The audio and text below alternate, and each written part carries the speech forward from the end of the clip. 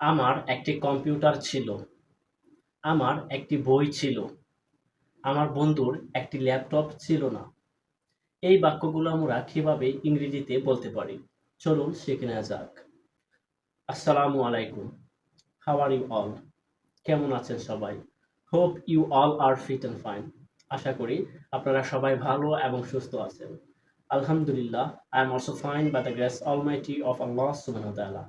আলহামদুলিল্লাহ, আল্লাহর অশেষ রহমতে আমিও ভালো এবং সুস্থ আছি। In previous video, পূর্বের ভিডিওতে we have learned, আমরা শিখেছি how to use have in present tense as a main verb. Present tense অর্থাৎ বর্তমানকালে কিভাবে have ব্যবহার করতে হয় মূল ভার্ব হিসেবে। Today we are going to learn, আজকে আমরা শিখতে চলেছি how to use have, কিভাবে have ব্যবহার করতে হয় in past tense, past tense এ অর্থাৎ অতীতকালে as a main verb, একটি মূল ভার্ব হিসেবে। So now let's begin the video. চলুন এখন ভিডিও শুরু করা যাক। 3, 2, 1. আমার একটি কম্পিউটার ছিল। I had a computer. আমার একটি কলম ছিল। I had a pen. এই বাক্যগুলোকে আমরা যদি নেগেটিভ বাক্য তৈরি করতে চাই, সেক্ষেত্রে আমাদের did not ব্যবহার করতে হবে। did not কে আমরা সংক্ষেপে didn't ব্যবহার করে থাকি বা didn't বলে থাকি। সো আমাদের didn't ব্যবহার করতে হবে। For example, I didn't have a computer.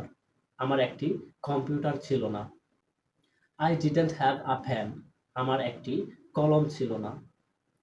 মনে রাখতে হবে, আমরা যদি did ব্যবহার করি তাহলে আর had ব্যবহার করব না।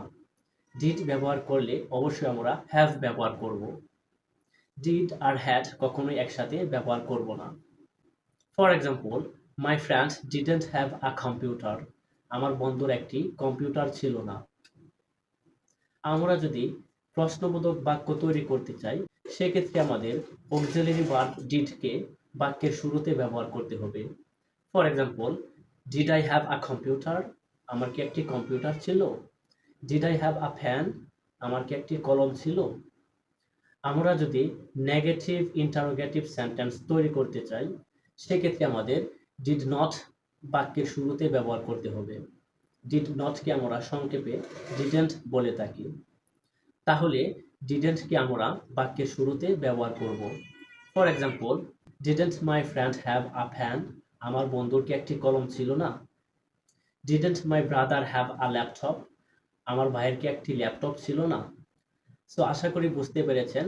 That's all. Thanks for watching this video. See you in another video. Till then, keep learning, keep practicing, and most important, please perform Salat 5 times every day. It's compulsory for every Muslim. And don't forget to make more example using have as a main verb. And I hope you have learned something new from this video. That's all. Assalamu alaikum.